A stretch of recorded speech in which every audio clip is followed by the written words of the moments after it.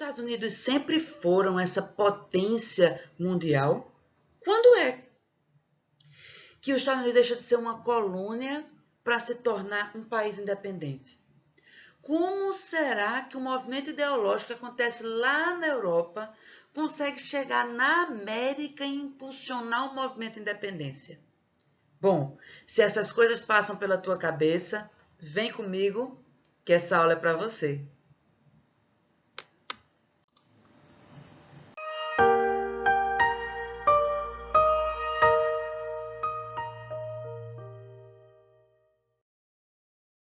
Olá, meus queridos alunos. Meu nome é Marina Claudino e hoje a gente vai conversar um pouquinho sobre a independência dos Estados Unidos. Como é que esse movimento se deu? Quais são suas causas? Quais as ideologias que impulsionaram esse movimento e quais as suas consequências? Que Estados Unidos é esse que se torna independente? Ok? Vamos lá? Bom, de uma maneira sucinta, nós podemos dizer que o movimento de independência dos Estados Unidos, apesar de acontecer na América, faz parte de um processo de queda do antigo regime iniciado na Europa. Influenciado pelos ideais iluministas, dá um impulso inicial para os movimentos de independência coloniais que dão fim ao sustentáculo econômico do antigo regime. O que é isso? O que é que isso está querendo dizer? Que apesar de ser um movimento que acontece na América, ele não está separado do processo de queda do antigo regime que já tinha começado lá na Europa. Com as revoluções inglesas, com a Revolução Industrial, com a ideologia iluminista, que vai começar a estabelecer as bases ideológicas e políticas do Estado burguês.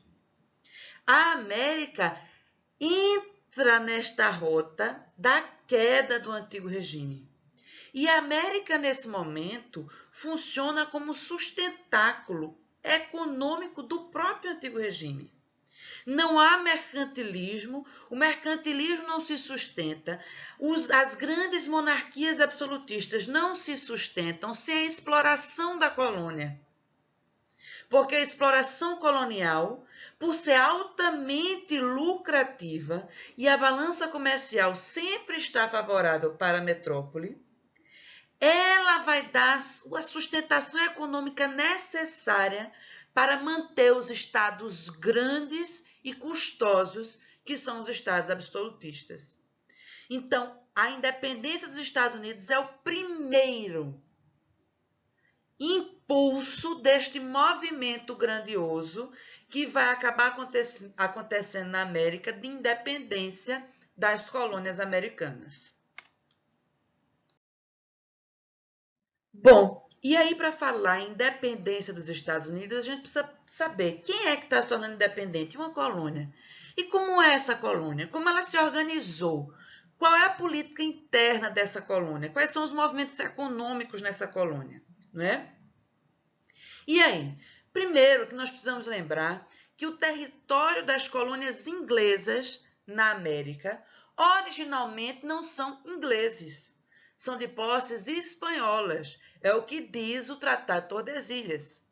Entretanto, a Espanha estava muito mais preocupada em explorar o ouro e a prata dos territórios do México e do Peru do que propriamente do norte da América.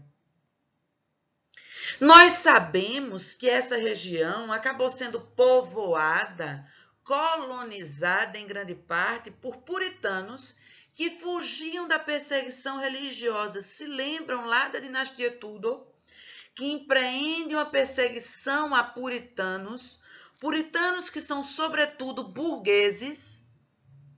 Vocês se lembram que há uma grande perseguição desses puritanos que acabam fugindo para a América, buscando um novo lar na América. Então, nós temos puritanos burgueses sendo os principais colonizadores desse território. Nós temos também muitos ingleses que acabavam fugindo da repressão do Estado absolutista e buscando refúgio na América. Nós temos também desempregados que foram expulsos de suas terras, lá pelos cercamentos, lá da dinastia Tudor, que vão privatizar as terras comuns na Inglaterra, e esses camponeses vão se ver expulsos do campo e vão buscar, muitas vezes, abrigo na América.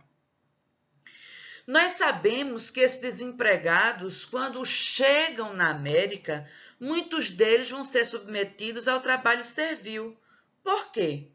A sua viagem da Inglaterra para a América vai ser financiada por alguém, provavelmente por algum burguês que migrou, que conseguiu se tornar proprietário de um grande território e que vai empregar o trabalho desses desempregados com uma mão de obra servil, até que ele consiga pagar, quitar a dívida adquirida com a viagem de vinda para a América. E aí nós percebemos que tanto os puritanos, como os ingleses que fogem da repressão, como os desempregados, eles veem a América como a possibilidade de construção de um novo lar. Então, essas pessoas não estão vindo com o único propósito de explorar esta terra. Eles vêm povoar, eles vêm viver na América do Norte. O que é muito diferente da colonização, do conteúdo, do modo e do objetivo da colonização empreendida por Portugal e pela Espanha na América, que é uma colonização de exploração. E então, esses colonos que vêm em busca de um novo lar na América, eles desde um princípio vão desenvolver um autogoverno colonial. A colônia vai ter uma autonomia muito grande frente à Inglaterra, não é? Os colonos, eles têm assembleias na colônia que têm autonomia suficiente para votar, inclusive, leis fiscais. Ou seja, as leis dos impostos cobrados pela coroa vão passar muitas vezes pelo crivo dessa Assembleia de Colonos. Então, a natureza da colonização americana, norte-americana, já é bastante autônoma, bastante independente. E aí, nós temos aqui o mapa das 13 colônias, né, inglesas na América, que vão se estabelecer na costa leste até ter como limite os Montes Apalaches, que vocês veem aqui, certo?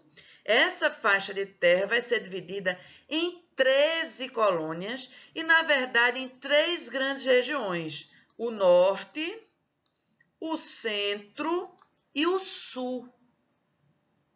Essas colônias têm muitas diferenças entre si, por isso nós não usamos o termo habitualmente de América Inglesa, por exemplo, porque as 13 colônias são de fato 13 colônias que têm muitas diferenças entre si. Bom, nós podemos dividir as 13 colônias, na verdade, agrupar as 13 colônias em 2 grandes grupos. O grupo das colônias do norte e do centro, e os grupos das colônias do sul, que entre eles têm diferenças climáticas, diferenças de relevo e, consequentemente, diferenças econômicas. Bom, as colônias do norte, quanto mais ao norte, mais hostil é o clima, mais frio e mais parecido com o clima europeu. Então, nessas regiões, a atividade agrícola ela não é muito atrativa, já que o que se pode produzir nessas regiões é exatamente o que também se pode produzir na Europa. Então, vai ser no norte, principalmente no norte, que vão se desenvolver os principais núcleos urbanos e manufatureiros. Foi justamente nesse lugar onde chegaram os primeiros puritanos, burgueses, que vão desenvolver essas manufaturas, já que não podem se dedicar à agricultura. Nós temos no centro já uma região um pouco mais favorável para a agricultura, e nós vamos ter uma agricultura, mas uma agricultura de subsistência, voltada para o mercado interno, voltada para suprir as necessidades da própria colônia e não para exportação. Nós temos a agricultura que vai se desenvolver em pequenas e médias propriedades, nunca em grandes latifúndios, certo? E eu vou empregar tanto nas manufaturas quanto na pequena e média propriedade agrícola o trabalho livre. É nessa região, no norte e no centro, que nós vamos desenvolver o que nós chamamos de comércio triangular. Como consiste esse comércio? O comércio triangular vai envolver Europa, colônias americanas, Antilhas e África. Como é isso? Os europeus, a Inglaterra, vende para as colônias manufaturados, que vendem para as Antilhas pescados e grãos, sobretudo as colônias do norte e centro, não é? E aí, as Antilhas vão vender para a Europa o açúcar, certo? Também acontece um outro movimento. As colônias do norte vendem para a África rum, que vendem para as Antilhas escravos, que vendem para as colônias do norte melaço, certo? Então, esse comércio triangular, porque ele sempre vai envolver essa troca comercial entre três regiões. Às vezes, Europa, América do Norte e Antilhas, às vezes, África, América do Norte, Antilhas, ok? Já o grupo de colônias do Sul, ela tem uma característica climática subtropical. Eu já tenho um clima tropical, subtropical, e uma região em que a agricultura vai ser mais atrativa. Eu vou produzir insumos que são cobiçados pela Europa, porque não podem ser produzidos lá. E aí, essa região vai se dedicar, sobretudo, à agricultura baseada em uma monocultura voltada para o mercado externo, ou seja, voltado para as exportações. E como eu tenho uma agricultura voltada para exportação, eu me baseio em grandes latifúndios, ou seja, grandes propriedades, que vão empregar a mão de obra escrava, muito parecido com o que nós vivemos na América Portuguesa.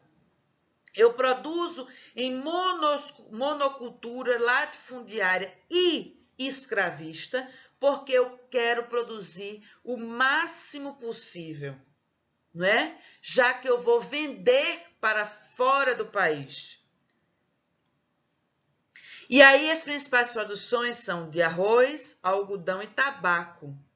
E a região sul tem uma dependência maior da Inglaterra, porque a Inglaterra vai exercer sobre essas colônias do sul uma exploração colonial mais intensa, já que necessitam dos produtos agrícolas ali produzidos.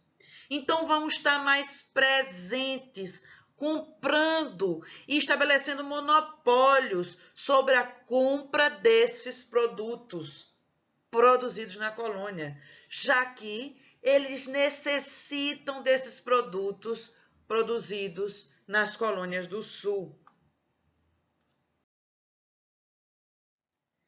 Bom, nós podemos montar uma equação da independência. Quais foram os fatores que desencadearam simplificadamente a independência americana? Primeiro, nós já temos um contexto de uma colônia que tem um espírito livre, uma autonomia colonial muito grande. Como nós vimos, desde o princípio, as 13 colônias tiveram esta autonomia até mesmo de gerir a sua política interna. Nós temos ideais iluministas que pregam liberdade, igualdade, fraternidade, que são contrários à ideia mercantilista na economia, que são favoráveis ao liberalismo econômico. E essas ideias surgem na Europa e acabam chegando aos ouvidos desses coloniais já com esse espírito de independência dentro deles. Além disso, somados a isso, nós temos a exploração colonial que vai se intensificar por uma série de fatores que nós vamos ver a seguir. Qual é o resultado disso? A Guerra de Independência. Então, vamos ver que fatores são esses. Bom, nós sabemos que a exploração colonial ela vai aumentar. Mas ela aumenta por quê? Primeiro, a Inglaterra vai passar por uma revolução industrial no século XVIII. Essa revolução industrial vai começar a provocar a necessidade de ampliação do mercado consumidor inglês. E a Inglaterra começa a olhar para a colônia com esse desejo de fazê-la seu principal mercado consumidor e ampliar este mercado consumidor nas colônias americanas. E aí, eles vão começar uma política de fechamento das indústrias e manufaturas do norte. Eles vão começar a dificultar o comércio com as Antilhas e com a África para que a América, as colônias americanas, comercializem apenas com a Inglaterra e se tornem cada vez mais dependentes desse comércio com a Inglaterra. Então, eu quero acabar com qualquer possibilidade destas minhas colônias se tornarem minhas inimigas comerciais, competirem comigo, com a Inglaterra. Ao contrário, ela tem que ser o meu mercado consumidor. Além disso, a Revolução Industrial vai provocar a necessidade de aumento de demanda por matérias-primas. E aí, a Inglaterra vai estabelecer cada vez mais medidas exclusivistas para a compra de produtos como o algodão. Produtos que são matérias-primas fundamentais para o desenvolvimento da indústria e da manufatura inglesa. Então, a Inglaterra vai fechar o cerco econômico sobre a América. E a principal e primeira causa disso, a Revolução Industrial. Porque eu preciso ampliar o mercado consumidor e eu quero fazer da América meu mercado consumidor. E eu quero que a América forneça matérias-primas para a minha indústria, apenas para a minha indústria e a preços mais baratos. E quando eu estabeleço exclusivismo comercial e monopólios, eu não tenho concorrentes. E eu posso determinar e pagar o preço que eu quero. Bom, e aí a Inglaterra começa a estabelecer leis que são chamadas de restritivas porque elas vão limitar a independência econômica das colônias e ligar cada vez mais a economia colonial com a economia da metrópole da Inglaterra. O primeiro passo para isso foi a Lei do Melaço, em 1733, que vai sobretaxar qualquer melaço não inglês comprado pela colônia, o que vai fazer com que a colônia tenha que recorrer ao melaço inglês.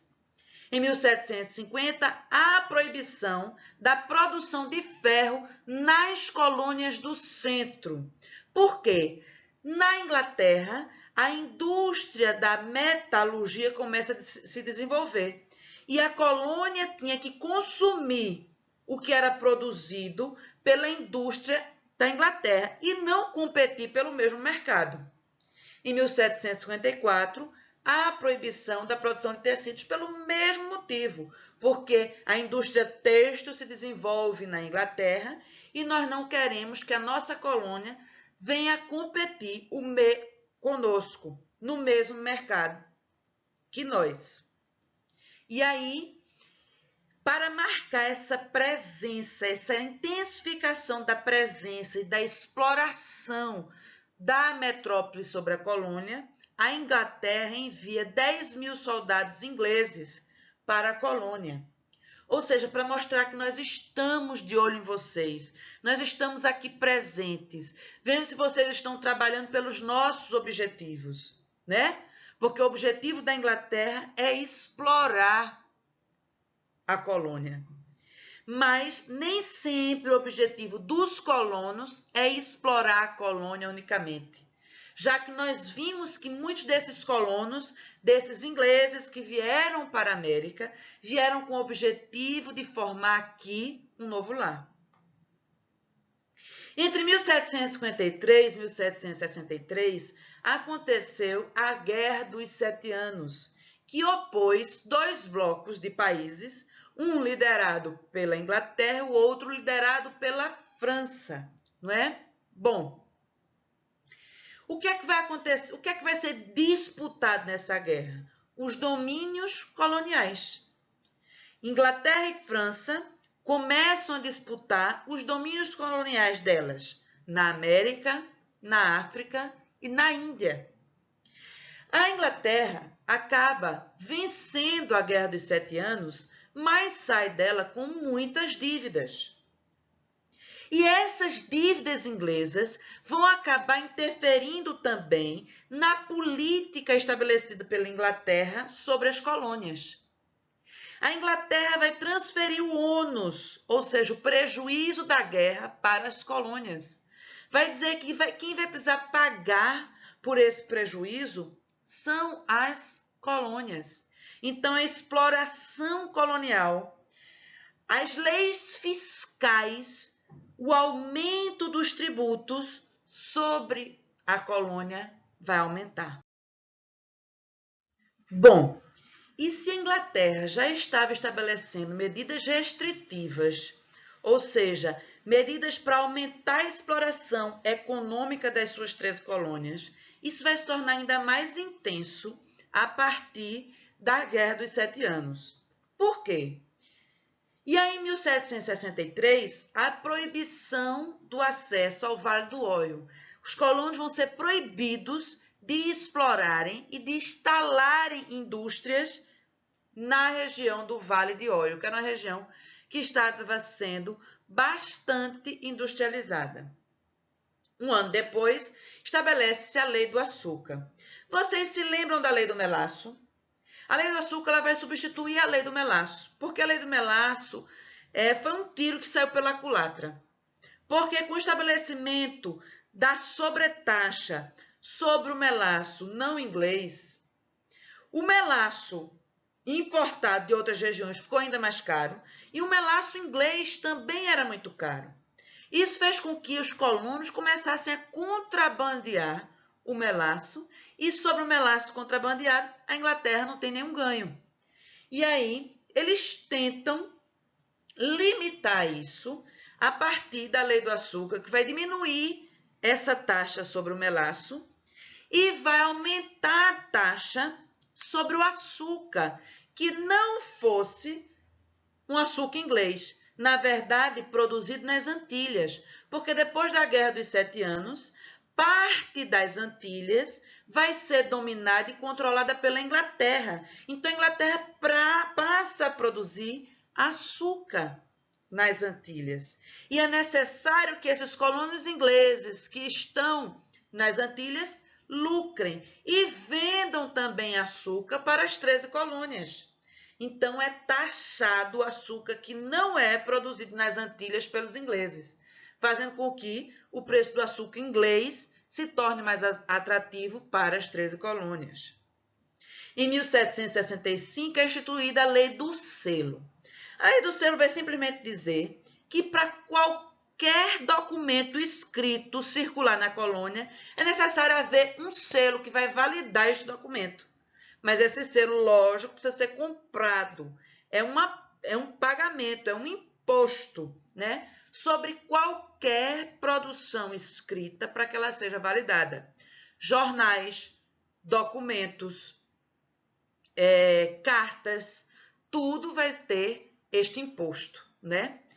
Essa lei, na verdade, o somatório da lei do açúcar e a lei do selo, vai gerar uma série de consequências, como a União dos Filhos da Liberdade, que é uma organização de colonos que vão começar a se organizar e a tramar e, na verdade, se opor contra essa exploração colonial.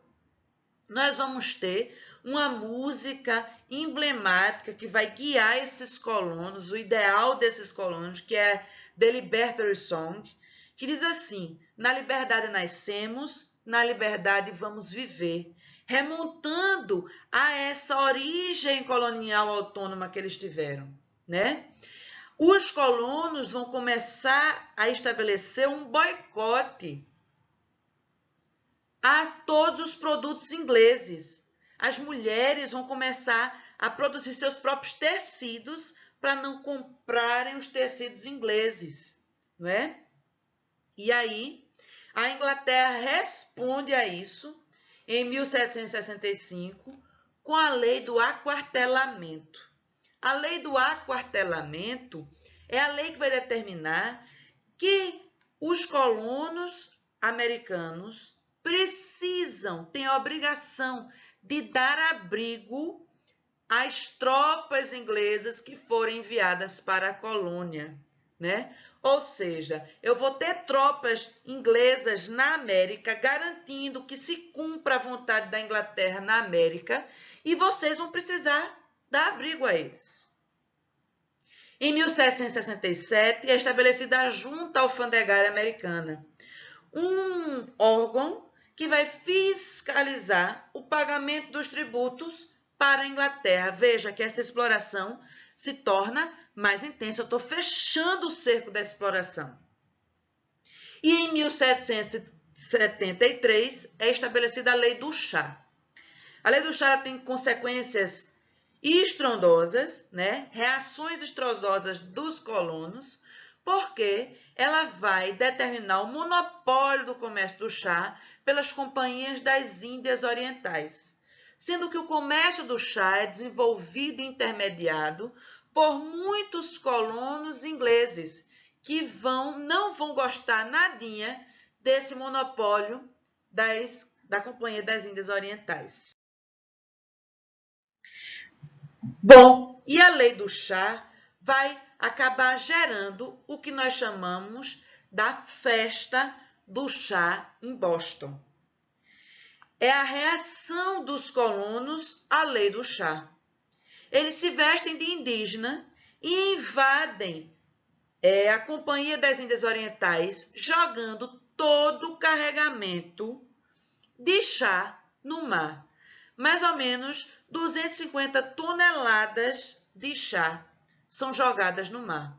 Eles vão espancar soldados e funcionários e vão mostrar a sua força e a sua insatisfação com essa tentativa de exploração e de total controle controle econômico da Inglaterra sobre a colônia.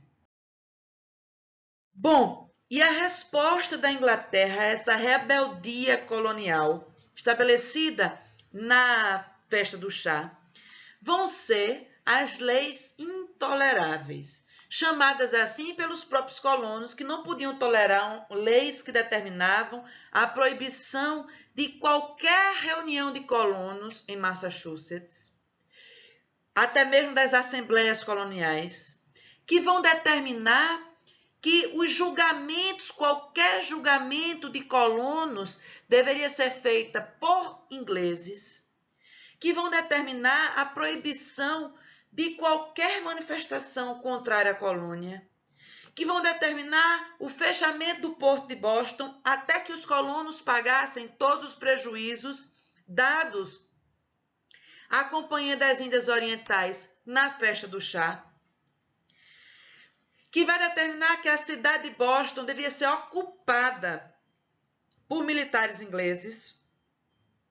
E aí, essas leis intoleráveis vão acabar provocando em 1773 e 74 o primeiro Congresso Continental da Filadélfia. Esse congresso vai reunir os colonos que vão dizer como é que nós vamos reagir a essas leis intoleráveis, não é?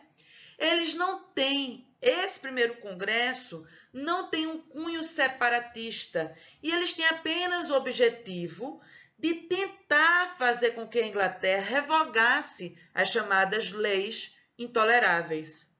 Mas eles não têm resposta da metrópole e acabam enviando as tropas coloniais para invadir Boston e tentar expulsar as tropas britânicas, as tropas inglesas que estavam ocupando a cidade. Bom, e aí em 1775 há um segundo Congresso Continental, já que o que foi determinado pelo primeiro Congresso não teve resposta da Inglaterra. E sim, esse segundo Congresso tem um objetivo e tem um caráter separatista. Eles falam sim nesse Congresso em independência, não é? E eles vão determinar que George Washington se torne o comandante-geral do Exército Revolucionário ou do chamado Exército Confederado, certo? E em 4 de julho de 1776 é determinada a Declaração de Independência, escrita por Thomas Jefferson, não é? E aí é oficializada, de fato, o início desta guerra pela independência. Apesar que desde 1774, os exércitos coloniais já estavam em guerra com os exércitos britânicos lá em Boston. Mas com a Declaração de Independência, quando as colônias dizem que estão independentes, em 1776, é que nós temos, de fato, o acirramento e a oficialização dessa guerra. Aqui, a gente tem a pintura representativa desse momento de criação da Declaração de Independência. Aqui, primeiro, da esquerda para a direita, nós temos Benjamin Franklin, John Adams e Thomas Jefferson, certo? Reunidos lá na Filadélfia, na Pensilvânia, para revisar o rascunho da Declaração de Independência dos Estados Unidos em 1776. E então, nós temos na Declaração de Independência esta frase que se torna o mote, né, de toda a ideologia do país que vai se unificar, né, que vai se tornar independente. Consideramos estas verdades como autoevidentes, que todos os homens são criados iguais, que são dotados pelo Criador de certos direitos inalienáveis, que entre estes estão a vida, a liberdade e a busca da felicidade. Veja claramente aqui a influência dos ideais iluministas, não é? Nós temos direitos inalienáveis, que são dados ao homem no momento do seu nascimento e de forma igual. Estão aí estabelecidos os direitos naturais, o direito à vida, o direito à liberdade e o da busca pela felicidade. Isso vai ser absorvido também pela Constituição americana, né? E a Constituição americana traz essa ideia de que todos os cidadãos são livres para buscar a sua felicidade. Bom, em 1777, o conflito, a guerra pela independência, que até então se restringia à colônia e à Inglaterra, se internacionaliza, porque outros países vão começar a apoiar as colônias a se tornarem independentes da Inglaterra. A Prússia, a Polônia, a Espanha, a França, a Holanda. Países que se opõem à Inglaterra, que disputam o mercado industrial, manufatureiro com a Inglaterra. A França, por exemplo, que traz algumas mágoas lá da Guerra dos 7 Anos. E aí eles vão começar a apoiar a independência das 13 colônias. Em 1781, a Inglaterra se rende, não é? E só em 1783, o Tratado de Versalhes vai reconhecer a independência das 13 colônias. Se tornam, de fato, independentes. E aí nós temos aqui, neste mapa, a área original, quando os Estados Unidos se tornam independentes, em 1783. Veja que nós expandimos, nós ultrapassamos os montes Apalaches, que eram os meus limites anteriormente. E agora os meus limites serão os Grandes Lagos, no norte, né? O rio Mississippi a oeste e ao sul a Flórida, certo? Que é um território espanhol. A Constituição Americana é de 1787. E o que é uma Constituição? É o documento que vai dar base para se construir sobre ele um sistema político governamental de um país. Então, a Constituição vai estabelecer os princípios políticos que vão ser seguidos neste país. No processo de produção da Constituição, a gente vai ter dois grupos ideológicos com ideais diferentes para este país que está se constituindo: os federalistas e os republicanos. Os federalistas, eles desejavam um país com poder central mais forte. E o seu líder era George Washington, que tinha sido o general dos exércitos da independência. Já os republicanos, eles defendiam maior autonomia estadual em que não houvesse um presidente. E se o governo fosse num estilo confederado, tem uma confederação entre estados e nós vamos tomar decisões em conjunto.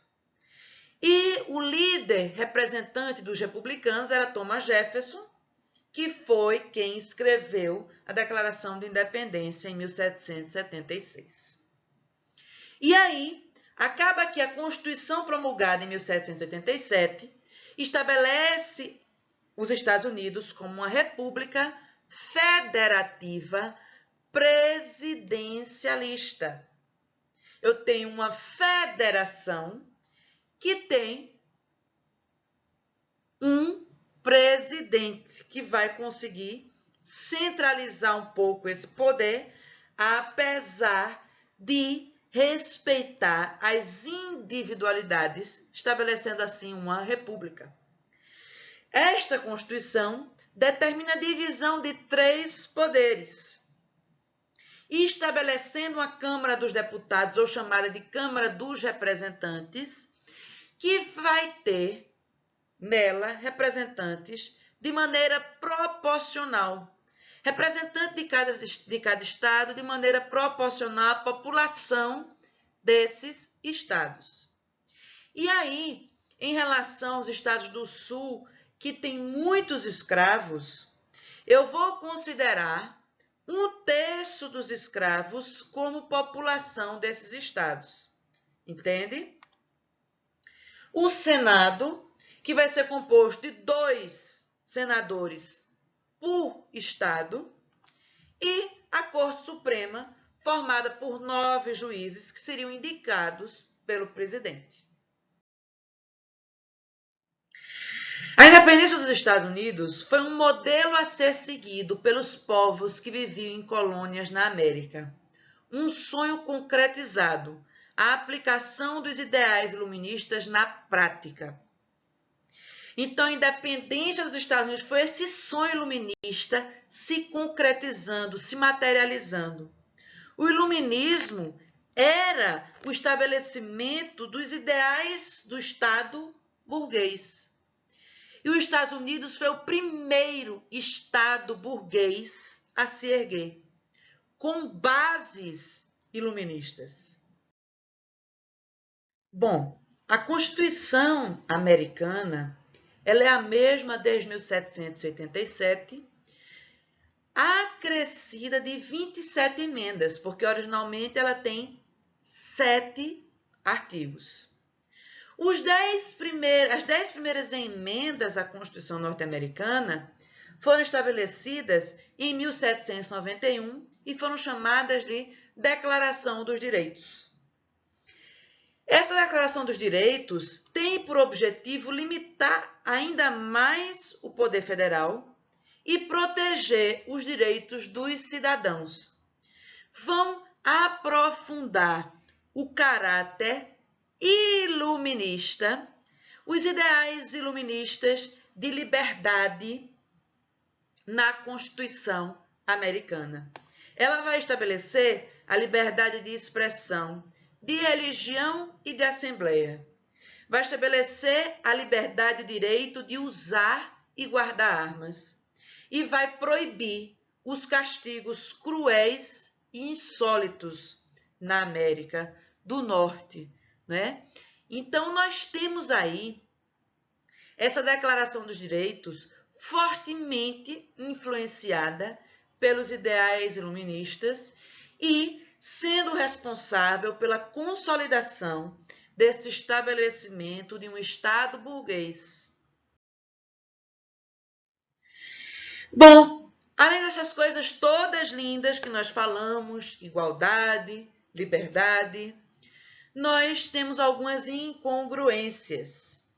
O voto era censitário.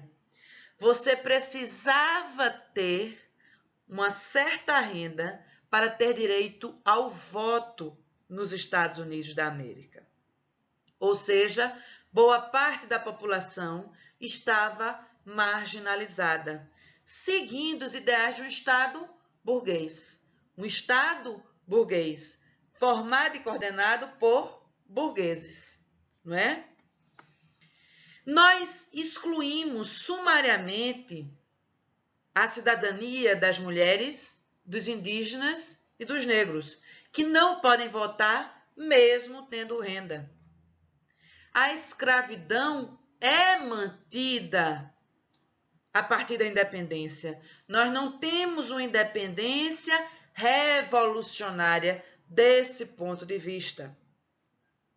E a partir da independência, nós temos intensificado ainda mais o massacre da população indígena com a marcha para o oeste, que nós vamos ver de maneira mais aprofundada quando estudarmos a América do Norte, os Estados Unidos, no século XIX.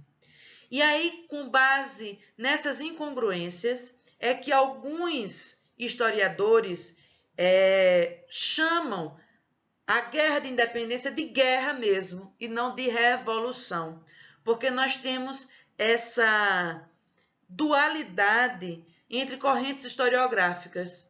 Umas defendem a ideia de uma revolução de independência e outros defendem a ideia de apenas uma guerra de independência.